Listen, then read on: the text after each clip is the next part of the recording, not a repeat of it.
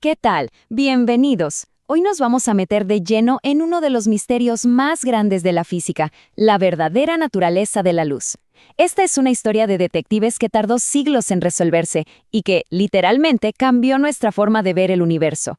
Así que, preparen esa lupa de investigador, porque el caso está por comenzar. Miren esta imagen. Es impresionante, ¿verdad?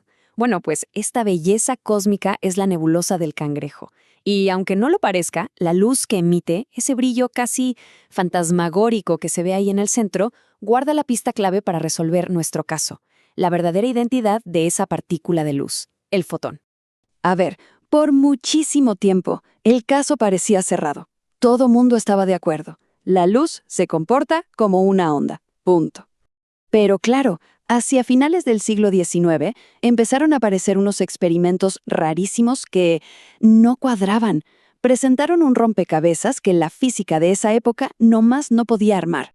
Y es que, ojo, la evidencia de que era una onda era aplastante. Miren esta línea de tiempo. Primero, en 1879, Maxwell lo pone sobre la mesa. En teoría, ¡pum! Apenas 8 años después, Hertz va y lo demuestra en el laboratorio. Y como si fuera poco, en 1897, Feynman le pone la cereza al pastel, conectando la luz con los campos magnéticos. O sea, prueba tras prueba, todo apuntaba a lo mismo. Caso cerrado, ¿no? Pero aquí es donde el misterio se pone bueno. Por un lado, la luz se portaba tal cual como una onda en el agua. Ya saben, se curva, se dispersa, crea esos patrones de interferencia, lo que uno esperaría de una onda. Pero, por otro lado, en otros experimentos actuaba como si fuera un chorro de balitas microscópicas, pum pum pum, que hasta podían sacar electrones volando de los átomos. Entonces, ¿qué era? ¿Onda o bala? ¿Cómo podía hacer las dos cosas? Y como en toda buena historia de detectives, la primera pista apareció en el lugar más inesperado. Resulta que había un problema con algo llamado radiación de cuerpo negro, que es básicamente por qué los objetos calientes brillan del color que brillan. Los físicos intentaban explicarlo con la teoría de ondas, pero sus cálculos, nada, no daban.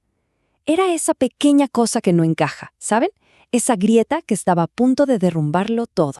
Y ahí es cuando entra en escena Max Planck. En 1900, y fíjense, casi como sin querer, lanza una idea que era una locura para la época. Dijo, oigan, ¿y si la energía no fluye así, de forma continua, como el agua de una manguera?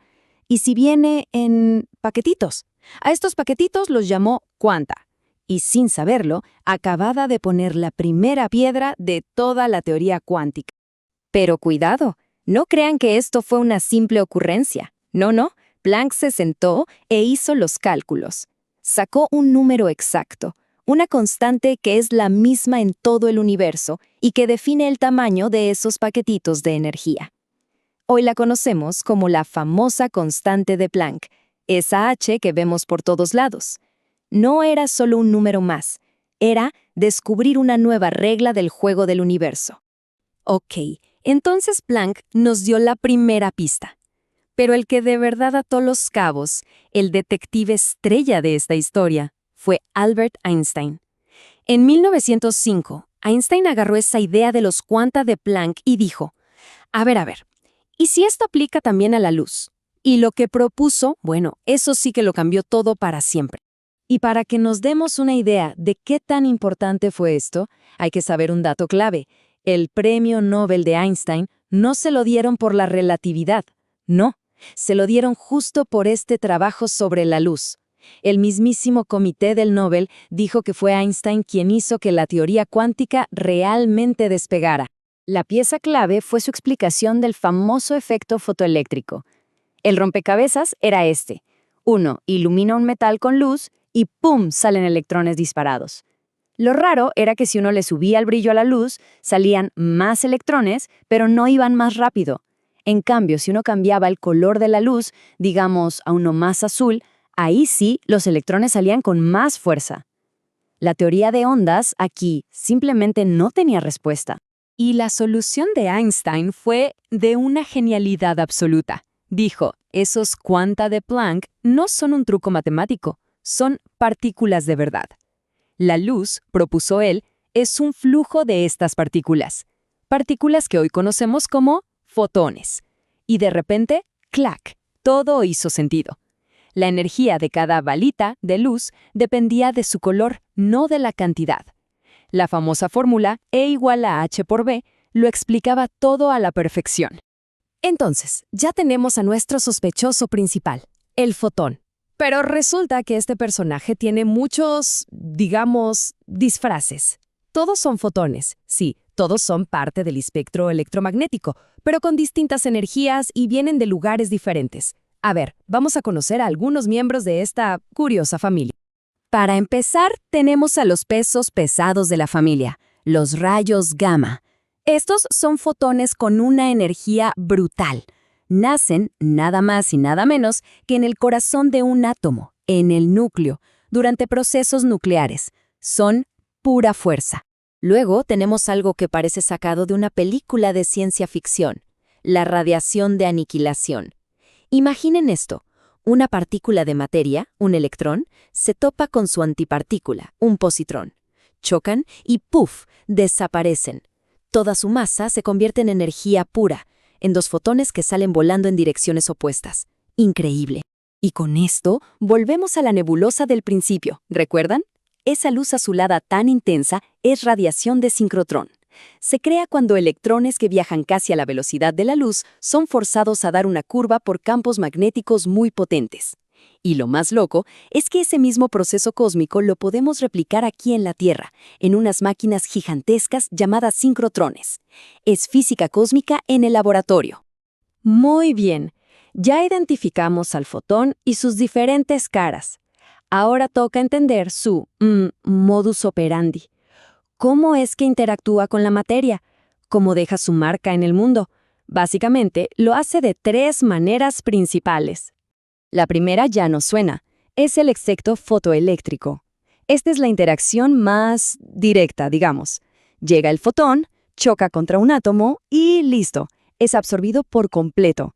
Toda su energía se la pasa a un electrón, y ese electrón sale disparado. Un golpe, todo o nada. La segunda forma es el efecto Compton. Aquí la cosa cambia.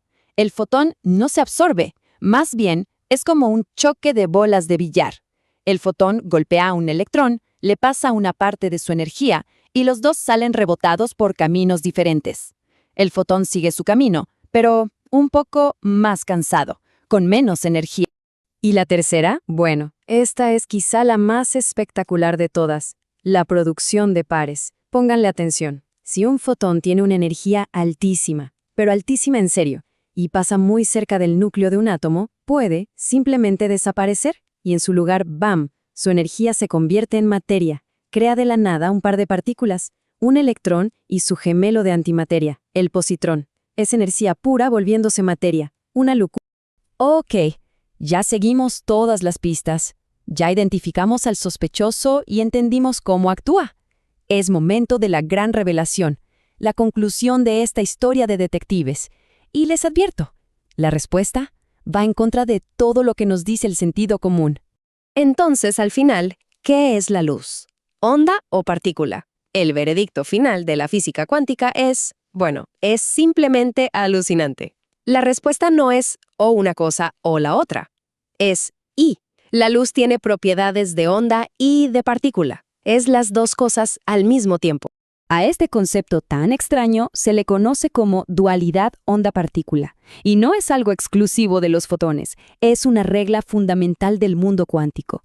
Todas las partículas tienen esta doble personalidad. Y lo más curioso es que el simple hecho de observarlas, de medirlas, es lo que las obliga a decidir qué cara nos muestran en ese instante. Y así, el caso queda cerrado.